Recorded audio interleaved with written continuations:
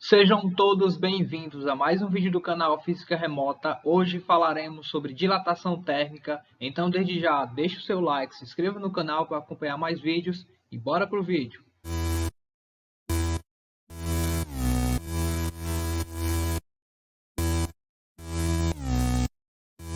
Então vamos falar hoje sobre dilatação dos sólidos. Então o conceito de dilatação a gente tem aí na tela. Então, de modo geral, os corpos ao serem aquecidos, eles têm suas dimensões aumentadas e a gente dá esse nome de dilatação térmica. No processo inverso é o que a gente chama de contração térmica. Então, nesse processo inverso, ele perde calor, ele tem sua temperatura diminuída, então ele vai ser contraído.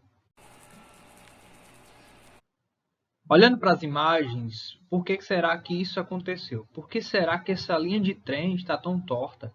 Por que será que esse asfalto, essa ponte, seja lá o que for, ela tipo que foi levantada de alguma forma? Então, por que será que isso aconteceu? Vamos primeiro analisar essas linhas de trem. Então, a gente consegue perceber que tem algo de muito errado nessas linhas de trem, né? Então, na construção dessas linhas, as pessoas responsáveis por essa montagem, por essa construção, elas usam um espaço entre esses pedaços de trilho. Então, para que serve esse pedaço? Exatamente por conta da dilatação dos sólidos. Como essas linhas aqui, como esses trilhos, eles ficaram expostos à luz solar, então eles receberão calor através da irradiação.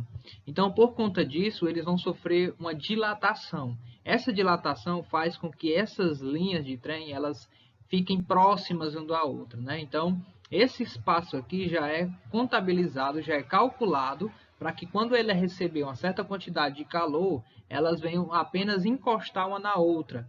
Aqui, ó, nessa figura aqui, a gente consegue visualizar que não teve essa brecha, né? Essa separação entre os trilhos. Por isso que um trilho empurrou o outro e acabou que ficou dessa forma, né? Deformado por conta disso.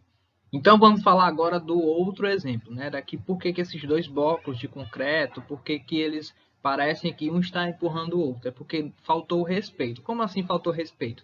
Faltou respeito à dilatação do objeto, né? A dilatação do concreto em si.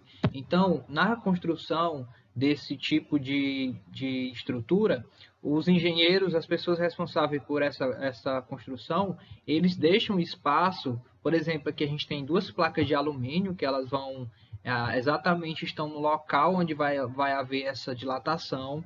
Eles deixam como se fosse um buraco, alguma espécie de espaço para que essa dilatação ela seja calculada, ela seja esperada.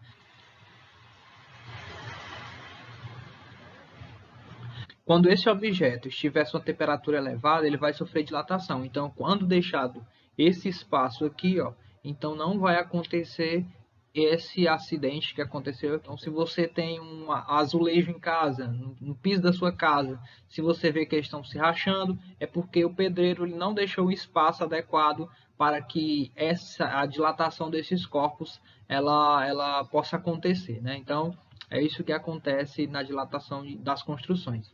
A dilatação dos corpos, ela é bem presente no nosso cotidiano. Então, por exemplo, a gente tem um fio, por exemplo, fio de um poste, e tem momentos que a gente vê que ele está assim, né, como se estivesse deitado, que forma uma barriga, que a gente chama, né? Isso por quê? Porque é previsto que ele sofra essa dilatação.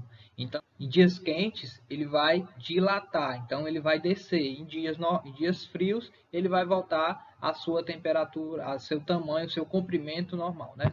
Então, existem três tipos de dilatação: a dilatação linear, a dilatação superficial e a dilatação volumétrica. Como é a dilatação linear? A dilatação linear, a gente tem aqui um objeto, vamos ver, por exemplo, aqui uma caneta, e essa caneta, se ela sofrer dilatação linear, ela vai apenas no seu comprimento, apenas no sentido de linha aqui, numa linha reta. Então, a gente calcula apenas na dilatação linear para apenas um lado, né, digamos assim, apenas na linha reta. A gente tem a dilatação superficial, que é na toda a superfície, então a gente tem uma área de um corpo, e quando ele sofre uma dilatação, ele vai para todos os lados, né? Então ele vai aumentar a sua área. E a gente tem a dilatação volumétrica, que já não é mais apenas ela é como se fosse a junção da linear da superficial, então a gente tem a volumétrica, que é todo o volume. Então a gente tem uma bola, se ela sofrer dilatação volumétrica, ela vai aumentar o seu volume. Então a dilatação volumétrica ela já tem a ver com volume, então são para todas as direções e sentidos. Nós iremos estudar hoje a dilatação linear. E a análise que a gente fizer para essa dilatação vai servir também para os outros tipos. Então a gente tem a dilatação linear. O que é que acontece? A gente tem um corpo. Esse corpo aqui ele tem o que a gente chama de L0. Esse L0 é o comprimento inicial, é o tamanho que esse corpo ele tinha antes de aumentar o seu tamanho. Então o comprimento dele é um L0. Então ele tem uma temperatura inicial. Depois de um certo tempo, ele começa a receber calor e a sua temperatura vai aumentar. Então, ele vai sofrer o que a gente chama de dilatação. Essa dilatação aqui, ela tem uma variação no comprimento. E depois de um certo tempo, quando a temperatura chega a uma temperatura final, a gente tem o que a gente chama de L, que esse L é o comprimento final deste corpo. Com base nessa análise, o que é que a gente tem? A gente tem então aqui o L0, que é o comprimento inicial. A gente tem o ΔL, que o ΔL é a variação do comprimento. E a gente tem o L, que é o comprimento final. Em alguns livros, esse L0 pode ser um LI e esse L pode ser um LF. Então a gente tem também, dentro dessa análise aqui, a gente tem a variação de temperatura, porque ele tinha uma temperatura inicial e depois foi para uma temperatura final. Então o T0 aqui ele pode ser um θ também. Então, esse T0 aqui é a temperatura inicial e o T é a temperatura final. Juntando tudo isso aqui, o que é que a gente vai ter? A gente vai ter duas informações aqui. A gente viu que esse corpo ele vai sofrer uma variação do comprimento e vai sofrer uma variação de temperatura. Analisando tudo isso e fazendo uma junção, a gente vai ver que o ΔL, a variação do comprimento, ele vai ser proporcional à variação da temperatura. Porém, a gente vai adicionar aqui um alfa. O que é esse alfa? Que é essa letra alfa, Ele vai ser o que a gente chama de coeficiente de dilatação linear. Ele faz com que essa fórmula aqui ela seja verdadeira e ela seja aplicada, em qualquer situação. Esse coeficiente de dilatação linear ele é uma característica do material. Então, cada material ele tem o seu próprio coeficiente de dilatação linear. Então, a gente tem aqui, por exemplo, alumínio, latão, cobre e outros. E cada um tem um valor de coeficiente de dilatação linear diferente. Então, é uma característica individual do material. Então, sempre que você for fazer algum exercício, consulte o seu livro sobre esse coeficiente. E a gente vai ver que esse coeficiente de dilatação linear ele vai ser a base para a gente usar nas próximas dilatações, que é a superficial e a volumétrica.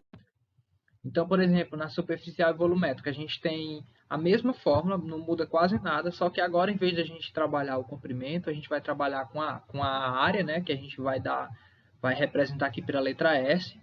A gente não tem mais o coeficiente de dilatação linear, por quê? Porque agora é superficial. Então, a gente usa aqui essa letra, que é o beta. O beta ele é igual a 2 vezes o coeficiente de dilatação linear. Então, a gente continua usando o valor de dilatação linear, porém, a gente usa ele dobrado, o valor 2 vezes. A gente tem aqui a área inicial e também a variação de temperatura. Na volumétrica é a mesma coisa. A gente tem aqui a variação do volume, já que é volumétrica. A gente tem aqui a letra gama, parece um Y. Quanto é que vale o gama? O gama ele vale 3 vezes o coeficiente de dilatação linear. Aí a gente tem aqui o volume inicial e a variação de temperatura. Vamos responder um exemplo de dilatação linear. O exemplo diz que uma régua metálica teve a sua variação de comprimento de 1,16 milímetro. Então a questão ele já está dando para a gente o ΔL, que é 1,16 milímetro. Ao passar de 20 graus Celsius para 98 graus Celsius, então a questão também já está dando a variação da temperatura, que é 98 menos 20. Então a gente vai ter aqui 78 graus Celsius. Aí ele pede para a gente calcular o comprimento inicial dessa régua. Então ele pede para a gente calcular o valor do L0, Então quanto é que vale o L0?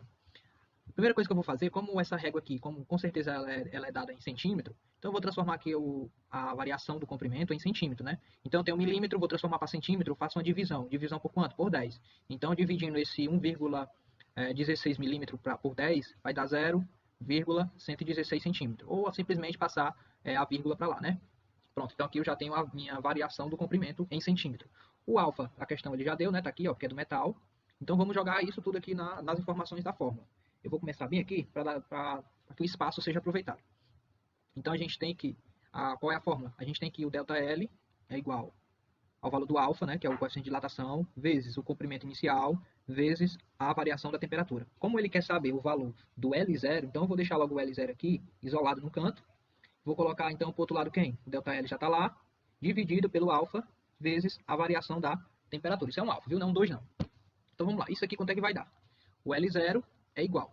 A gente tem o valor do comprimento, né? A variação do comprimento, que é 116 centímetros, 0,116 centímetros, dividido pelo valor do alfa.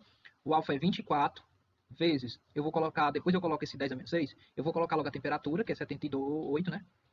E multiplica o valor do 10 a menos 6, que faz parte do alfa. Esse 10 a menos 6 aqui, eu vou escrever ele de outra forma. Eu vou escrever assim, ó, L0 é igual a 0,116, que multiplica 10 a 6. Por que 10 a 6? Porque 10 a menos 6, se eu levar ele aqui para cima, aqui, ó, esse vai trocar o sinal do expoente. Então é uma propriedade de potência que a gente pode fazer aqui, nesse caso. Então vai continuar lá embaixo o 24 e o 78, que é quanto é 24 vezes 78? Então vai dar 1872. O 10 a 6, ele é igual a 1 milhão. 1 milhão. Então 1 milhão vezes, vai bem por aqui, ó. 1 milhão vezes 0,116 vai dar 116 mil. Dividido por 1.872. Quanto é que dá isso aqui? Então o comprimento inicial aqui dessa régua, na verdade, é 61,96 centímetros. Se você quiser colocar em 62, né, para arredondar, fica à vontade. Então terminamos aqui a nossa questão. Simples e fácil. É só isso mesmo. Por hoje é só. Mas se tiver ficado alguma dúvida, deixa um comentário aí qual foi a sua dúvida. Deixa o like no vídeo, se inscreva no canal, aguarde os próximos vídeos e tchau.